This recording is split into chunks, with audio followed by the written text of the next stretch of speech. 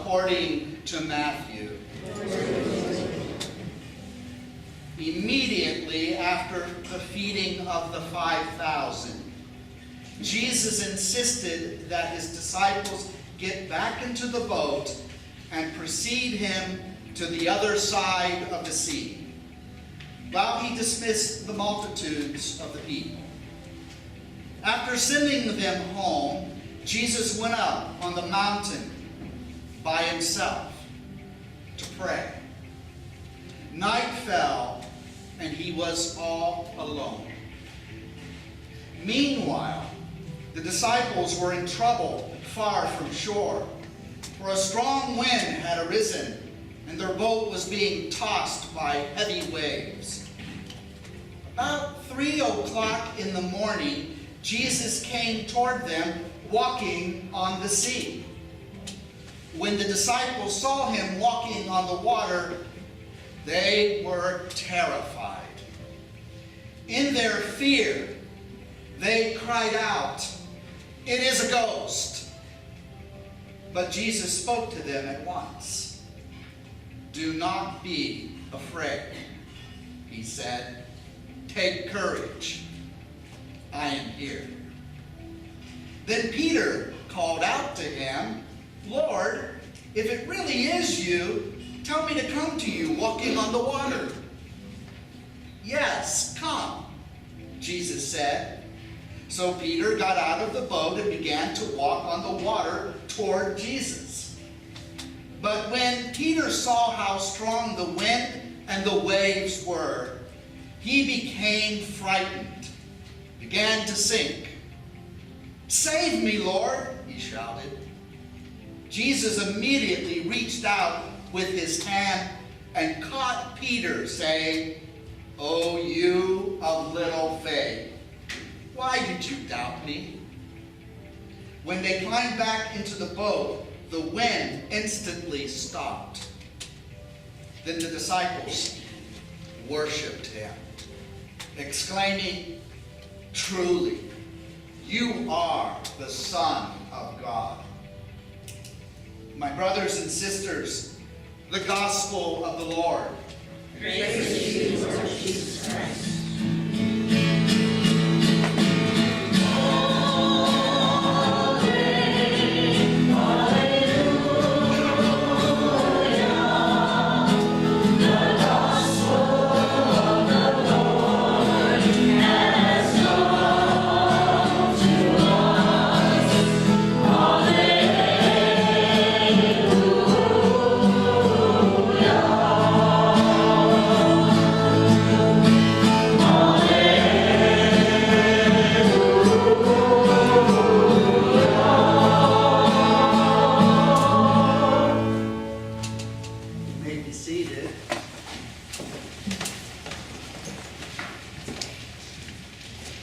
Before I begin to make my comments to you and share with you some of my reflections on today's readings, that is the first reading, which features the character known as Elijah the prophet, and then of course the dramatic gospel story of Jesus and Peter walking on water. I did want to call your attention to the second reading. Sometimes that's usually skipped over, but I want to draw your attention and make an observation to you about this particular text. St. Paul is writing his letter to the Christian community, the church that is in Rome. And it's a very long letter, and we just have one little piece of it that has been read in today's liturgy. And we see another side of the Apostle Paul. He's a very complicated man. I want you to know that. And when you read Paul, sometimes he irritates you. And then sometimes he will inspire you. And in this particular passage we heard today, Paul is expressing his own deep sorrow and grief. For Paul also experienced great loss in his life, and he was grieving, and it's interesting what he is grieving for. He is feeling deep sorrow, and he grieves for the sake of his fellow countrymen, his fellow Jews. Paul was a rabbi, a Jewish rabbi, who became an apostle of Jesus Christ. He proclaimed the gospel of Jesus to many audiences throughout his life. He traveled far and wide throughout the Mediterranean world. And given that the first generation of Christians were actually Jewish, nonetheless, the Apostle Paul was grieved that so many of his fellow Jews were resisting the message of the gospel and were rejecting Jesus of Nazareth. They did not recognize that Jesus was truly the Messiah. This grieved Paul deeply, because by contrast, he had tremendous success when he preached the gospel to a Greek audience. The Greek culture was invaded by the gospel of Jesus Christ through St. Paul the Apostle. And through his efforts, within a very short time, within 3 centuries, Christianity would become the official religion of the Greeks as it is to this very day. The Greeks responded to the message en masse, but there was resistance on the part of many Jewish people, and this was a cause of great sadness. Paul would often cry out to God in prayer about this dilemma, and he would say, I am not lying, I am telling you the truth. I wish I could be damned so that my brothers and sisters of the Jewish community would respond to the message and be saved. That's quite a sentiment. That he would wish God's curse would be upon him if it would somehow, that suffering would create an opportunity for his Jewish brothers and sisters who had resisted the gospel if they would believe. That is quite a sentiment. It's in the pages of the New Testament. Now, I mention this to you because Christianity has not always lived up to its name. The church, historically, has made many mistakes. This should not surprise us because the church is a society that is made up of flawed human beings. But perhaps the greatest failing of the church, even though the church has experienced many successes and done many good things throughout the centuries, the greatest failing of the church, I believe, is anti-Semitism. You know what I'm talking about. Because very shortly, as the years began to go on and the centuries go on, Christians throughout Europe, particularly in the medieval period, began to hate the Jews because of their resistance. They began to persecute the Jews. We know this to be true because many Christian leaders, popes and bishops and saints, wrote a great deal of literature. And when it came to the topic of the Jews, who were a minority in their midst in Israel, they only put forth venomous hatred for this group. And so oftentimes this group was subject to persecution. They were forced out of England by decree and had to flee to Poland. They were always on the run. Their synagogues burned to the ground. This went on throughout century after century of Christian history when the church was in charge of European culture and civilization. It is a great shame. And then when the worst happened, and it did, in the 20th century, when the National Socialists of Germany began to officially condemn the Jews to death, we call it the Holocaust, an effort to liquidate and completely destroy an entire nation or an entire ethnic group of people. They quoted these Christian writers as their justification.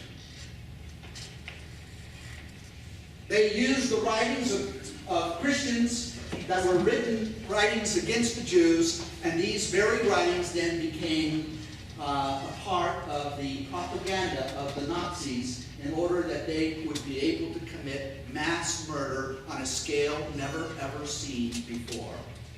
They were committed to the final solution, the full eradication of the Jewish people. This is rather strange when you consider the fact that Jesus of Nazareth was not a Christian, that Jesus himself was a Jew. Jesus was an observant Jew, and he practiced his religion all of his life, and he loved his religion. This is rather strange to us when we consider that the whole first generation of Christians were Jewish.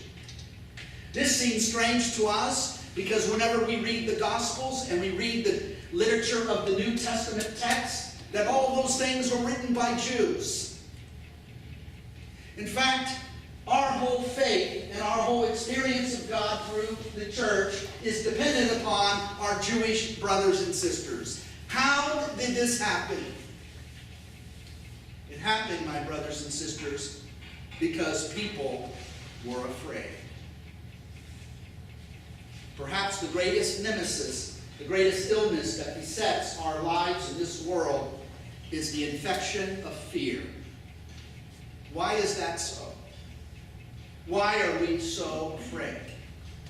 It is because the mass of Christian Europeans throughout the ages were afraid of those that were different than themselves. They were afraid of the Jews because the Jews did not pray like them, did not dress like them, and they didn't go to church on Sunday. They were the other, the different, the alien in their midst. And they were afraid of the Jews. And so political leaders in Germany in the 1930s, and these politicians do what politicians are good at: stoke the fires of fear. If you can stoke the fires of fear, then you can gain control over a population. And so fear was used to be turned against the Jews, and they were being told to be afraid of the Jews. That's what happened. But if you carefully read the collection of books and parchments that make up the pages of the Bible, you will see that the most common and the most frequent command from God is this: do not be afraid. Be not afraid. This is not a divine suggestion. This is not designed to make us feel better. It is a divine command, and the most frequent divine command that we find in all of the scriptures. Be not afraid is found more often on the lips of angels and in the ears of prophets than that other command, which is also frequent from the mouth of Jesus: you must love one another. But the caution of, or the command to fear not, is even more frequent. It happens throughout the scriptures. Is there a noise? Oh, okay. I hope you're not getting too hungry. The first story illustrates the power of fear. It's the story of Elijah the prophet. You know Elijah, you heard his name. He's perhaps the most famous of all the prophets. God did mighty deeds through Elijah. You would think Elijah would be a fearless prophet. But as this story begins, the scene is set by the writer. We find Elijah fleeing for his life. He shows up in the southernmost village or town of Israel, a place called Beersheba. And then he leaves his servant behind there, and he continues to flee out into the desert wilderness by himself. Now, you all know how smart it is to go out into the desert by yourself. He fled for 40 days and 40 nights, a very long time, until he came to Mount Horeb, the mountain of God, Mount Sinai, as it is often called. But on his way there in the desert, he became exhausted and tired, and he sat under a broom tree, whatever that is. Probably wasn't much. This is the middle of the Sinai desert. There he is under the broom tree, and he falls asleep. Why was Elijah running? What was he afraid of? What was happening is that there was a queen by the name of Jezebel. You heard of Jezebel. There was a queen by the name of Jezebel who hated Elijah up and wanted to kill him, and she was after him. Jezebel is an interesting biblical character. She's an archetype that we see turning up in all kinds of stories and literature throughout the ages. For she is the femme fatale. Have you heard of that? The femme fatale, which is a literary archetype. It's the evil woman. And I'm reminded of that song by Santana years ago. Evil woman. Black magic woman. Well, Jezebel becomes the embodiment of that. And since that time, her name has become synonymous with the evil or the wicked woman who's out to get you. You know, men will be on the battlefield and they will approach a battle and face insurmountable odds with warriors facing them, and men are not afraid. The adrenaline is going. Do you know what men fear most? The evil woman. That is their undoing. This is a constant theme in literature and storytelling throughout the ages for some reason. I'd rather face a whole legion of Roman troops than to be caught up in the schemes of an evil woman. And so this is what Jezebel was, and Elijah was afraid of her. So he falls asleep under the broom tree.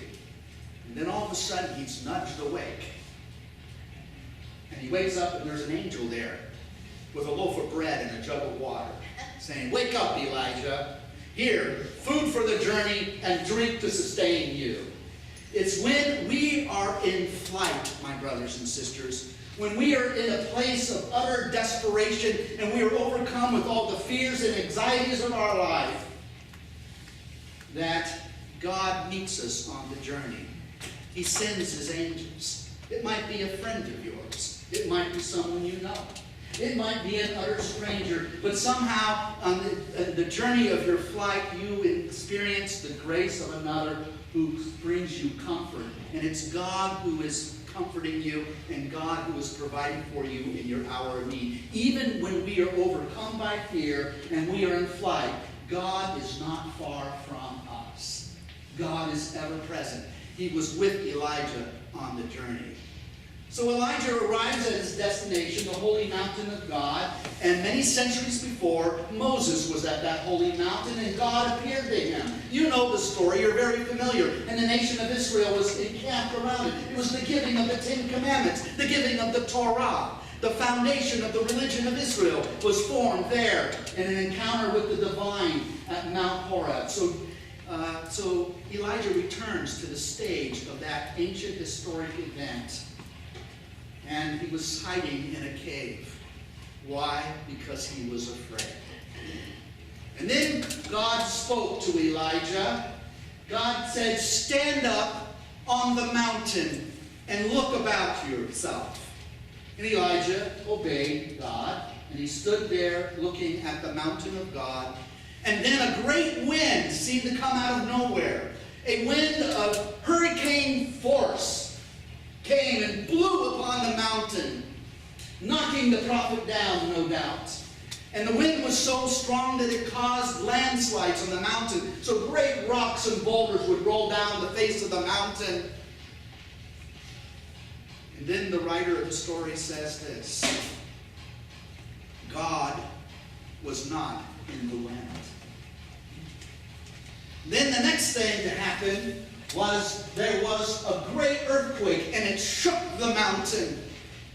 Elijah could hardly keep his balance. Rocks split open. There were great crevices formed in the ground on the mountainside. And then the writer says, and God was not in the earthquake. And then we are told that there was a great firestorm that overtook the mountain of Horeb, devouring all the dried out plants that were covered thereof. Kind of like the firestorms we get here in Southern California. And the fire spread by, devouring everything in its path. And then the writer says, God wasn't in the fire. So often the circumstances of our life get so bad. Things happen, unexplainable things. We become a random victim of a random violence, or something like this goes terribly wrong. And the message of the prophet is, God is not in those things. And then there was a gentle breeze that came over the prophet. And then he heard a whisper of a still small voice within the depths of his heart. And then Elijah recognized the presence of God. He took his talit, the Jewish prayer cloth, the cloak, and he put it over his face. Because the still small voice was the voice of God. My brothers and sisters, God is always speaking. Sometimes we think God has to speak through the cry of the trumpet and a great theophany and a great vision that's very dramatic. I remember when I was young, I thought, wouldn't it be cool to see God appear and talk to me with thunder and lightning, all kinds of special effects? That would convince me. That would help my faith. And I realize now I had no idea what I was asking. I'd be terrified. God does speak to us all the time. God speaks to you and to me in the depths of our hearts, in that quiet place. And the voice of God is but a whisper. And we often do not hear the voice of God within our hearts because it's so faint. And we are so distracted by all of our responsibilities and the routines of our life that we miss the voice of God. God speaks by His Spirit through our conscience, we are told. That is how God speaks to us.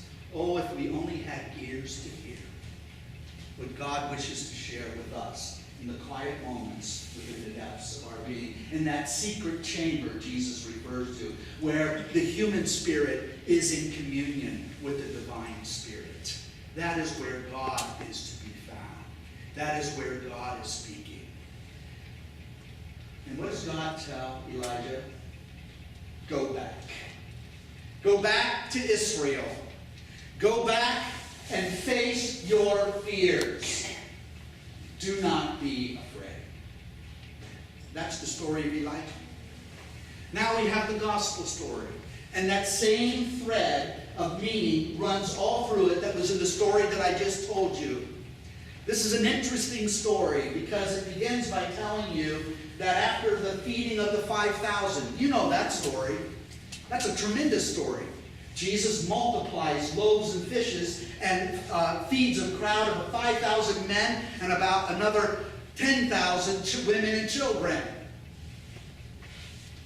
Christ divides miraculously the loaves and the fishes. Now, this story of the multiplication of the loaves and fish is always in the Gospels. It's in all 4 Gospels. This is unusual. Maybe 3 of the Gospels will have a story, maybe 2, but rarely is there a story recorded in all 4 Gospels, and it always comes together. There is the feeding of the 5,000, and then Jesus walks on water. The 2 stories are linked together, and they are repeated in Matthew, Mark, Luke, and John. And if they're in all 4 Gospels, it means it was very important that we get this story. We don't want to forget this story. What is the meaning of the multiplication of the loaves and fishes? Theologians throughout the ages have recognized that this story has Eucharistic implications. It is a foreshadowing of the Eucharist of Jesus. And the Eucharist of Jesus, which we celebrate every morning when we gather together, when we are told by the apostle, when we eat this bread and drink this cup, we declare of the death of the Lord Jesus until He comes again. The Eucharist is about the death of Jesus. The feeding of the 5,000 was a foreshadowing of the Last Supper and of Jesus' sacrificial death upon the cross. That is the meaning of the feeding of the 5,000.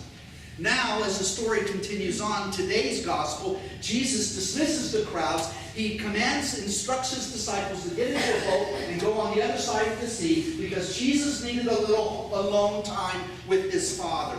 Jesus needed that quiet time in which he'd hear the voice of His Father within His heart. He would go and pray in the dark hours of the night. And so he did. And about 3 o'clock in the morning, he decided he would catch up with his disciples. Meanwhile, the disciples are in the middle of the Sea of Galilee. These are experienced fishermen. They were sailors. They knew every inch of that sea. And yet they were in a treacherous situation because a sudden storm had come upon the Sea of Galilee, and the boat was being tossed to and fro, hither and thither upon the waves of the surface of the sea. And they were afraid. Elijah was afraid. The disciples in that boat were afraid. We are afraid.